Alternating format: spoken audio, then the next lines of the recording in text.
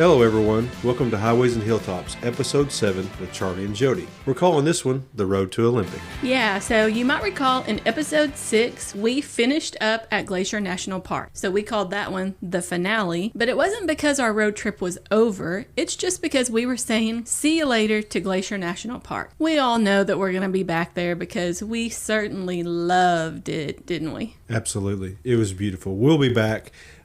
Excited now to get onto the Road to Olympic. This one is just as nice, and there's some unique things about Olympic. Yeah, for sure. One thing we're going to do before we move on is we're going to talk a little bit about the different roads. So going to the Sun Road, we've talked a lot about it. We've talked about the elevation and how narrow it is. So we took a few minutes and we started comparing some of the other roads we've been on, and let's just see how they compare. Yeah, so we thought this would be a fun little game for you guys because probably some of you listening out there have traveled some of these roads as well. So what we thought we would do to make it fun is we're going to compare it as the driver, which is usually Charlie. Okay, always Charlie. And the passenger, me. Because as we know, passengers, it's a whole different story when you're sitting on our side of the vehicle. As we talk about some of these, I have to be reminded, because as the driver, I'm focused on the road. So we took a few minutes, went back and kind of compared some of these. So we're comparing Trail Ridge Road in Colorado, $1 Million Highway in Colorado, Independence Pass in Colorado, and the Teton Pass in Wyoming. Mm-hmm. And of course, comparing that to the Going Sun the Road. So the Trail Ridge Road in Colorado is 48 miles long. It's a little over 12,000 feet in elevation. Yep. And then the $1 Million Highway is 25 miles long. It's about 11,000 feet elevation. Independence Pass is 32 miles long, 12,000 feet of elevation. And then Teton Pass is 24 miles long and 8,000 feet of elevation. Yeah, and you might recall that going to the Sun Road at its highest elevation reachable by vehicle is 6,600 feet of elevation. And it comes in at a whopping 51 miles long. So it is by far the longest road measurable end to end. But we're going to go and just kind of take them one by one and let Charlie compare his experience as the driver, and I'll compare my experience as the passenger. Are you guys ready? All right, let's go. So as the driver, what did you think of going to the Sun Road versus Trail Ridge Road?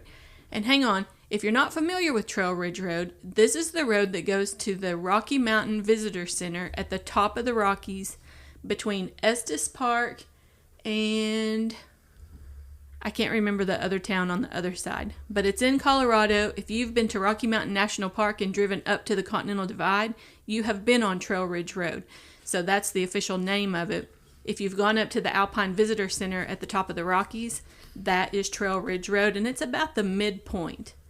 So, Trail Ridge Road, what'd you think as the driver? It's obviously the highest, and it gains elevation the quickest. I remember the first time we drove this, we had some friends that actually got sick. So if you get elevation sickness, they tell you, get back down quick, and you'll feel better. Give your some time to acclimate. Drink plenty of water, all that stuff. But Trail Ridge, to me, it wasn't too bad. Really, of the five, I wouldn't be too worried about it. It is very windy, and it does have some narrow spots. And I think it's harder on the passenger, to be honest with you, because when you're the driver, you're really paying attention to the road, and you're just trying to make sure you slow down and be safe. As the passenger, I rank Trail Ridge Road up there as one of the scariest roads I've ever been on. Probably because I'm usually looking out the passenger window trying to take pictures, and every now and then my stomach just gets queasy looking out that edge. There are guardrails on a lot of the really, really steep banks on Trail Ridge Road, so that helps you feel a little bit better. Yeah. But it's still hard when you feel like you're looking straight down and it's just cliff, and there's like on some of those switchback curves, you can't even see the ground anymore. It's so steep, it just disappears. And it kind of looks like you're driving out on air. And whew, that can get to you. I remember the last time we went, Bailey and Weston were both with us. And Bailey was in the back on the passenger side. And I remember her saying, I just can't look out the window anymore, Mom. Yeah, take advantage of the pull-offs. Get out, get some air. Yes. It's very helpful. Yeah, that's really important.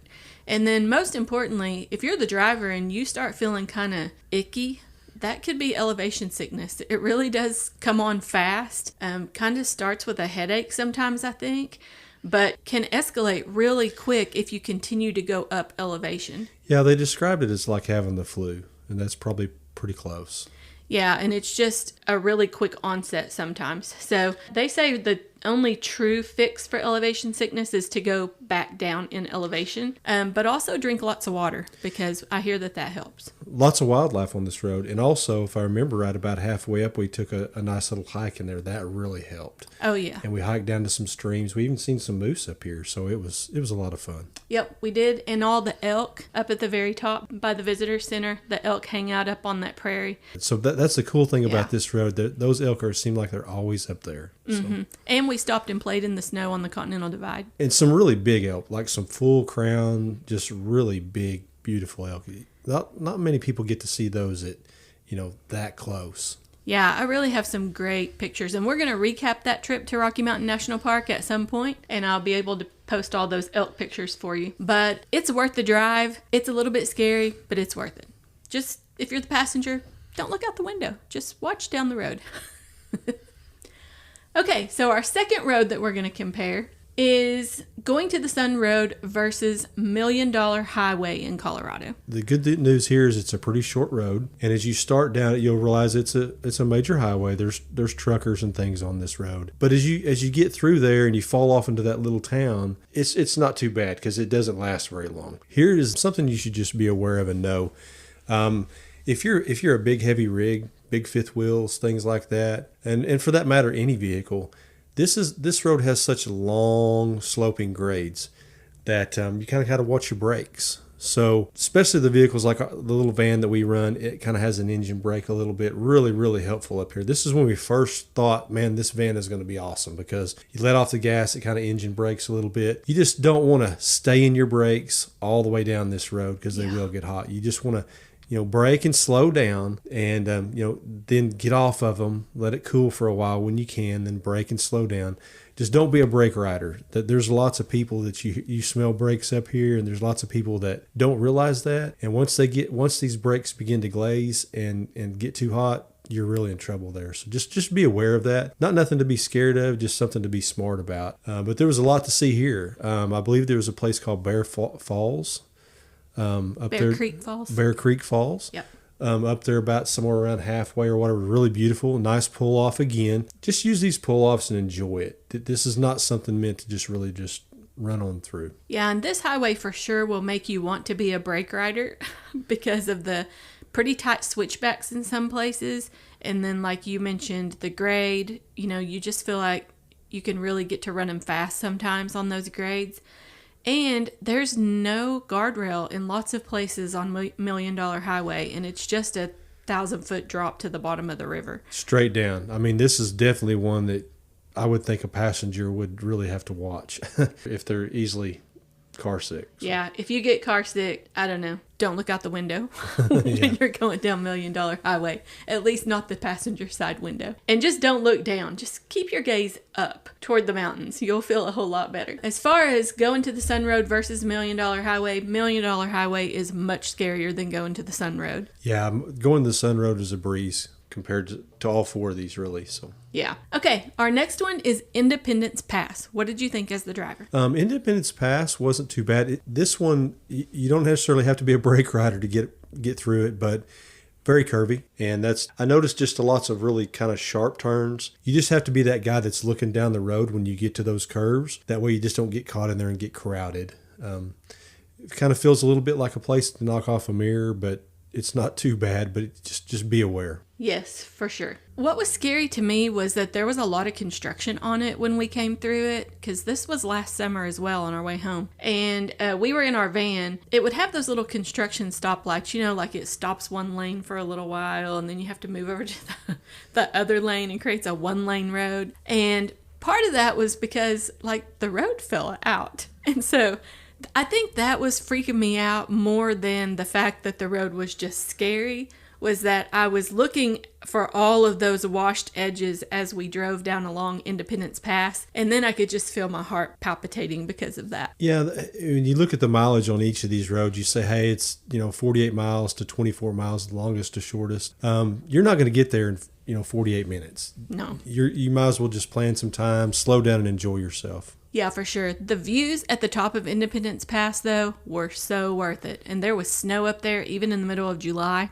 It was really pretty. We also crossed the Continental Divide there. I didn't think about that, but most of the time when you're going over these mountain passes, you're going to go over the Continental Divide somewhere. So Independence Pass makes it as a number 2 scariest road on my list. So if you guys are keeping track, Million Dollar Highway is my number 1 scariest as a passenger. Independence is my 2nd.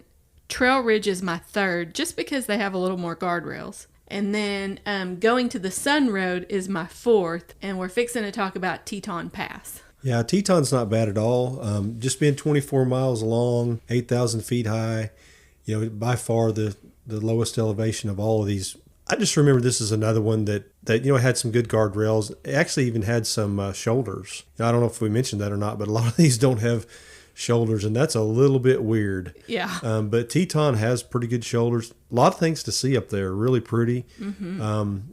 It's probably comparable with going to Sun Road, similar, except Teton is really, really kind of sharp and windy.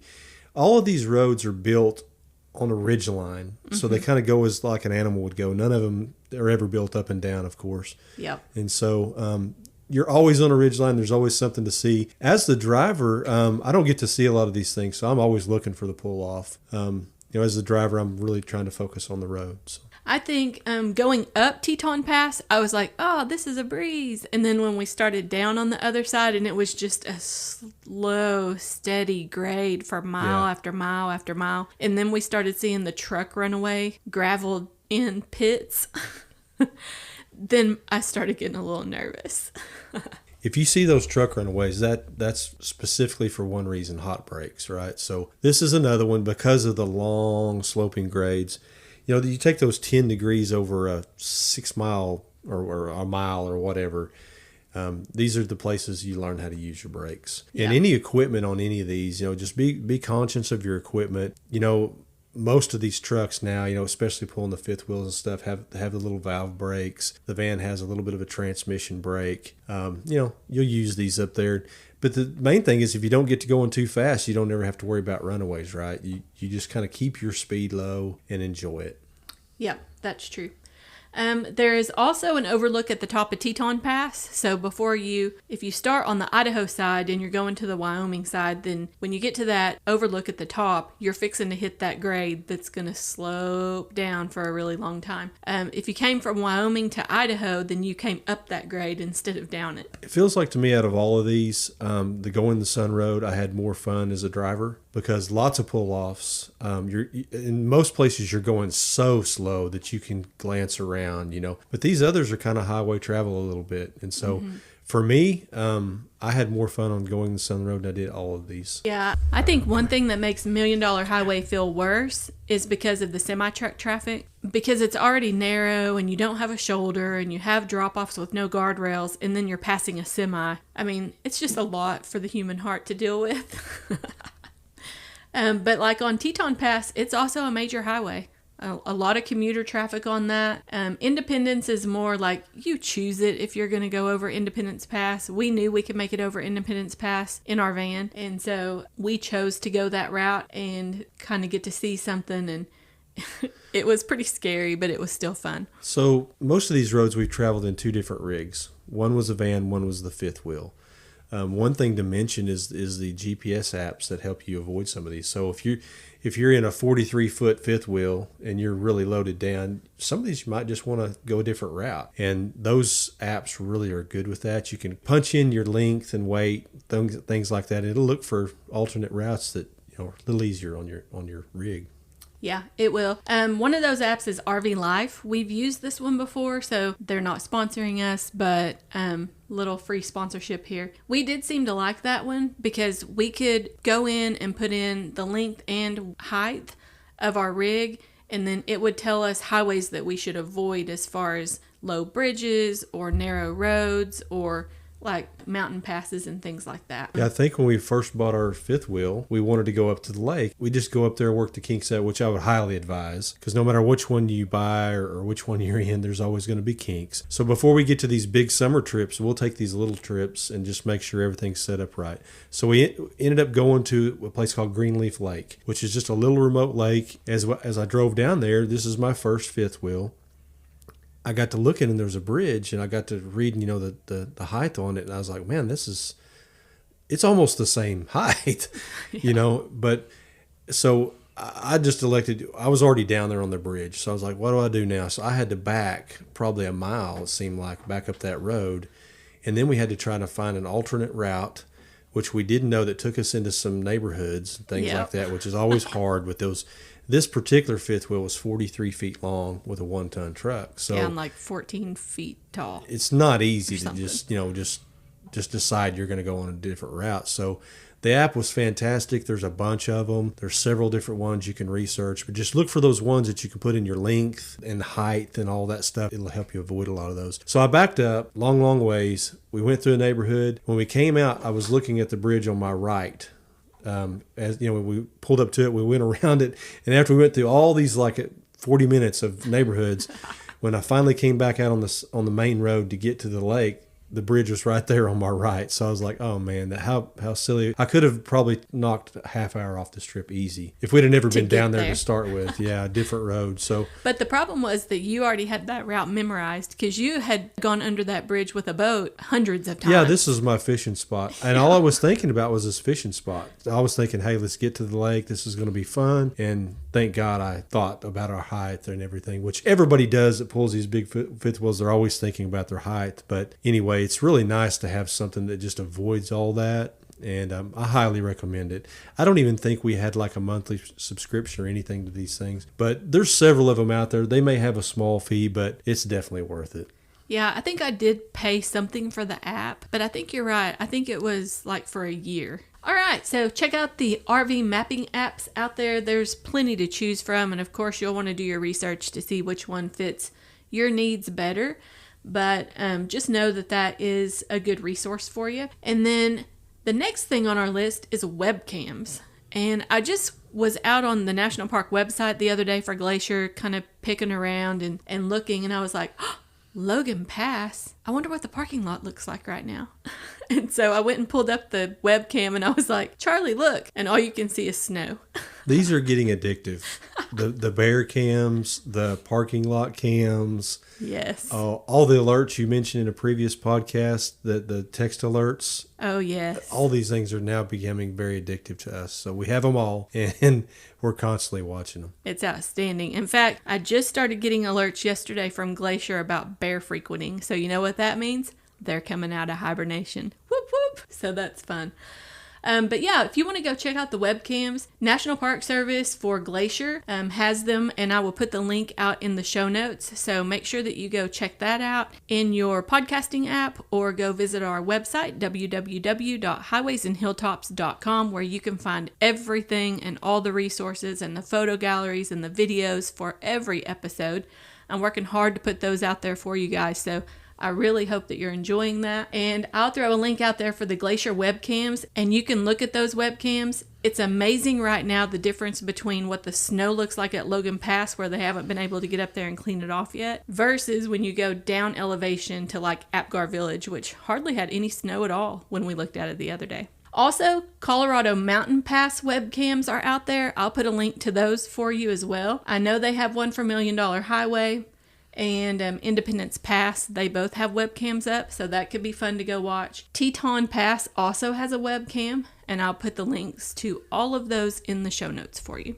So we're leaving Glacier National Park. We stayed at St. Mary's, and we're heading to Spokane, Washington, which is about a 6.5 hour drive. We're kind of learning. We get antsy to get places, so we book long drive days. So we want to get from park to park as fast as we can. This one's about 6.5 hours. It is a beautiful drive. Some beautiful canola fields, really tall pine trees and mountains. Not disappointing at all as far as the drive goes. We are learning to shorten those days a little bit. 6.5 hours is a bit much. I think we're learning about 5 is a good one for us. But we did leave Glacier we made it to Spokane, and we still had time for dinner, so it wasn't too bad. Yeah, we did. Those canola fields, I will echo their amazing beauty. And I remember I was like, what are all those yellow flowers? And I actually had to go Google it because I didn't know that Montana is a huge producer of canola oil. And so they have all of these beautiful golden canola fields. It's really awesome because you come out of the mountain, and you know how the mountains are just above the timberline, they kind of look bare. And then it's a beautiful view, but then when you drive down into the valley and you get to see these just miles and miles of yellow, beautiful flowers. Big, bright blankets of flowers. It's really, really pretty. It is crazy. And that drive from St. Mary to Spokane was really beautiful. Remember, we stopped in Big Fork, Montana and ate lunch at the Flathead Brewing Company right on the edge of the Flathead Lake. And we got to kind of sit in that open air dining area where you could see out across the lake. It was really pretty. There's a lot of history there, a lot of lake construction history and a lot of tribal history. It was really pretty. Nice place to eat. The food was great. Mm-hmm. They had all kinds of hamburgers and different things, and it's a pretty typical brewing company type restaurant, but yeah, it was really, really nice. Yeah, I think they had like lots of local distilled beer and things like that there too. I remember we always talk about these layers and having stuff. I remember I was freezing to death in there though because I didn't bring a coat. Oh, that's right. But yeah, it's definitely a beautiful place to stop and eat lunch. Yes, it was. And then we drove through Idaho on our way from St. Mary to Spokane, and Idaho is also beautiful. You know, Idaho has never been on my radar, but driving through Idaho, wow. I don't know what I expected, but what we seen was not what I expected. It was really, really beautiful. It really has a lot of that Montana feel, believe it or not, and lots of mountains, lots of trees. Really pretty sight. This whole drive from there at St. Mary's or at Glacier all the way to Spokane was a pretty drive. Yeah, it certainly was. We did make it to Spokane. When we got there, the KOA that we stayed at in Spokane was under construction, but it was still open to the public. Just mainly their front lobby area and office was closed down, and you just kind of had to drive around that. It is quite a big park right there on the edge of town, though, not far from Walmart. And I think we forgot to mention this about some KOAs, but some KOAs have bathroom codes, especially if they're kind of in the middle or the edge of a real populated area like Spokane. I think we also saw this in Grants, New Mexico, because that one's right off of I-40, and a couple of other ones where there's codes to get into the laundry room or the bathrooms, and it just kind of adds that little layer of privacy. Yeah, it was private, it was safe, it was clean. This is a good place to stop. It's not a resort by any means, but it is a nice place to stop. We talk about KOAs a lot, right? But we're learning there's all kinds of other ideas too, you know. So if you can do a little off-grid stuff, search them for yourself, of course, but the backs of the Loves, the Cracker Barrels, the Harvest Host, there's just a lot of stuff out there. Churches, I learned that churches are a big deal, that a lot of times if you find yourself in a bad position, you've lost your reservation or something like that, there's just, you know, you get creative. There's a lot of ways to go about it. Yeah, and I have to say that those Loves RV stops that they're putting in, you know, many of the Loves have them now. They're so convenient because, I mean, there's always a Love's, at least here in our neck of the woods there is. And so they're usually right off the interstate, and they're putting in 8 to 10 spots in some of those Love's locations that are RV spots. The cool thing about the Loves is they're open 24 hours. So if you wake up in the middle of the night and need a snack, you can just run in the store Absolutely. and get one. One thing, we went to Walmart when we were in Spokane, Washington, and they don't have bags. Yeah, you got to buy your bags or bring your bags in with you. I'm glad. I think we bought an ice chest or something while we were in there. Or a tote. It was a tote. Yeah. And I'm so glad that we needed that tote because I don't know what he was going to do with our stuff. He just checked it out. He was going to stand there until you bought a tote. He like sat it back in the buggy, and we were just looking at each other like, well, this is kind of weird. He was going to stand there until you bought those bags, right? So yeah. We have got in the habit of using the reusable bags, though. I will say that I haven't thought a lot about that, but we even do that at home. So it actually is convenient. I forget how easy it is to fall through those plastic bags, and when you have your own, you can kind of sack them up a little heavier, and you don't bring in 50 bags for 10 items, it seems like. So yeah, that's true. We are finally buying into the reusable shopping bag world. It just took us a little while. And then later that night, we went to dinner at a place called Anthony's. It's in downtown Spokane, and we were kind of worried about going down there because we were driving the van, but we didn't really have much problem getting through. The traffic wasn't bad. Parking was nice. They had several places to park downtown. It was all paid parking. The restaurant was great. It was a little expensive, but it was seafood and steaks and that kind of thing. You kind of expect that. Down there by the restaurant, do you remember the waterfalls, and do you remember all the walking and all the events going on? So quite a bit going on downtown in Spokane, from bicyclists to walking to, just kind of little events and things like that. It was really nice. Yeah, it was. And they have some old buildings in that portion of the city that are really cool to look at. Some footbridges, lots of sidewalks. It was just a really nice stopover for us. Yeah, so we've talked about this trip being like 6.5 hours. So we kind of broke it up. We got to see some things, and to me, it feels like if you're traveling, if you can, I don't mind the 6-hour drive so much, or even a little bit more. I think some planning we're doing now for this summer's vacation, we have some drives that are even 8.5 hours. But if you can find a way to break those up, find a nice place for lunch, find something to see, and you have a scenic drive, it's just a completely different feeling than just driving down I-40 all day long. Yeah, for sure. You'll have to jump out on the photo gallery for episode 7 and check out Traveling Scout at the Spokane KOA. He is walking through the little flowers and being his old grumpy self. So you can see by the look on his face that he's really enthused with me taking pictures of him. Yeah, he doesn't like the 8-hour drive. It's just a little too much. He doesn't have enough playtime. But if we get him out and walk him and see some things, he's better. But this is a particular day. We mentioned 6.5 hours. That's just right at his limit. So yeah, he was needing out of the van pretty bad. So the next day we got up and left Spokane, and we were headed on to our destination for the next few days, which would be the Olympic Peninsula Port Angeles KOA in Port Angeles, Washington. So fun story. Remember how I told you that I assumed most national parks had a road that went through the middle of them?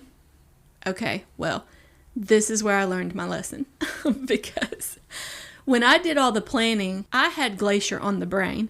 And honestly, Olympic wasn't on our radar at first. It was Weston who said, since we're going to be so far north, we should go over to Olympic. Well, I mean, this is like a 14-hour go over to, so a 2-day drive. But when I started looking and we decided to make it a loop for this summer road trip, we were like, yeah, that sounds like fun. We can go see Olympic as well. Well, he's the one who had really kind of done the research on Olympic and knew what we were probably going to see. And to be honest with you, I had no idea what Olympic National Park was all about when this all started. Nor did I really take the time to research it, because Weston had already done the research. He knew there were things that we would want to see there. And I just found us what I thought would be the coolest KOA in the world on the Olympic Peninsula, because that sounds fun, right? So I got all of our days to go around Olympic at that KOA. And then I found out there's no through road through Olympic National Park. Instead, it's like a big landmass. And then there are entrances that are around the perimeter of that. And you have to drive to those. So I was a little bit bummed out at first, but it all worked out. And we're going to get there really, really soon. But the drive to Port Angeles from Spokane is also awesome. You kind of get to see the changing landscape as you're leaving the Montana type landscape and Idaho type landscape, and you're getting into a more, maybe a arid, I would call it, type of landscape, and then a more rainforesty look. Still some mountains, but not quite as mountainous as it was. And one of the cool things that we got to photograph was the Columbia River. It's amazing how these landscapes change. You think you're on your way to see the some of the biggest beautiful places and the trees in the world, and then you get to this arid climate on the Columbia River. It reminds you somewhere between Arizona, kind of a deserty look, but yet it's right around the corner. You're going to hit something different. It's fun to see. The Columbia River is beautiful. It is big. It is very big. Very, very big. And it is amazing how, like you talked about, it almost looks like sand dunes, kind of, a little bit. But the more bare of vegetation type landscape. It reminds me of Lake Mead in Las Vegas or in Nevada. Oh, yeah. I haven't seen that Kind of one. that desert, and then the lake meets it. So Yeah, that is what it looks like. So be sure that you check out those pictures on the website. We also stopped in North Bend to get gas when we got over into Washington. And that was right when we had gone over the Snoqualmie Pass, or maybe right in the middle of it. And this town was awesome. It just sits right in the foothill of a mountain. yeah, the Nevada look didn't last very long. It was just like a glimpse of the Columbia River, and then here we go. And then when you get here, it's just, again, it just feels like more green grass, more big trees, more mountains. Kind of back in that national forest feel. Yeah, and I have another picture of Traveling Scout out there because we went for a walk while Charlie filled up the van with gas, and you can see the big mountain in the background. But I thought this town was so cool, just nestled right into the bottom of that mountain, and it's really beautiful. After that, we trudged on and we ended up in Tacoma, Washington. We decided we would eat dinner here, and so we kind of had to merge off the highway to get over to Tacoma, and we decided to eat at Olive Garden, which took us off of our route to get over there. And when we tried to get back on, we could not get back on the highway going the right direction for love nor money.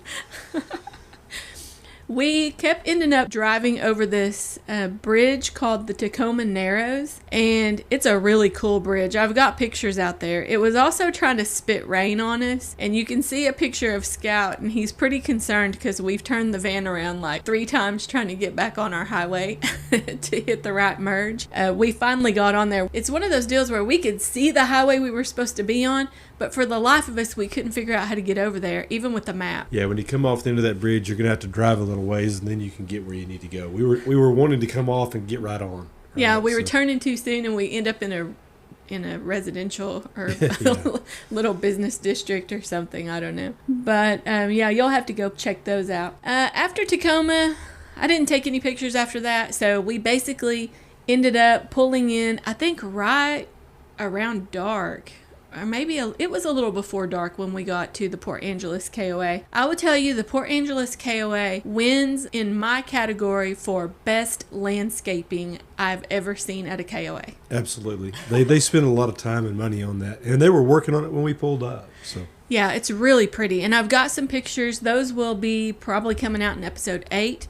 I got some great pictures of the landscaping there. Now, we do have to say that they do have the right climate in the summertime, and all that rain and all that mist. Absolutely. So they don't have to work nearly as hard, I think, to make their landscaping stay beautiful like someone in Arizona or Oklahoma would have to. No, you know when you're here, this is the climate is wonderful. From this trip on until we turn back and start heading back toward Oklahoma, the climate is just wonderful. Yes. All right. Well, I think that's going to do it. We have made it all the way to Olympic Peninsula, Port Angeles KOA journey, and that's where we'll spend our next 3 days as we go explore all of the different pieces of Olympic National Park. It's going to be fun. This park, like Charlie said earlier, there's just so much variation, from beaches to rainforests to mountains. They're all so different. So we're getting to the coast. We're getting closer to the coast, and it just changes everything. We love the mountains. We love our Yellowstones and our glaciers and all that stuff. They're wonderful.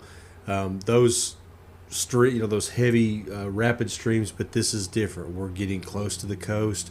We're getting to see the big water and the woods. This is the first time I believe I've ever seen that type of national forest against an ocean. And that was really different for me. It was a lot of fun. Yeah, me too. That may be the first time I've ever really been in what felt like a true forest.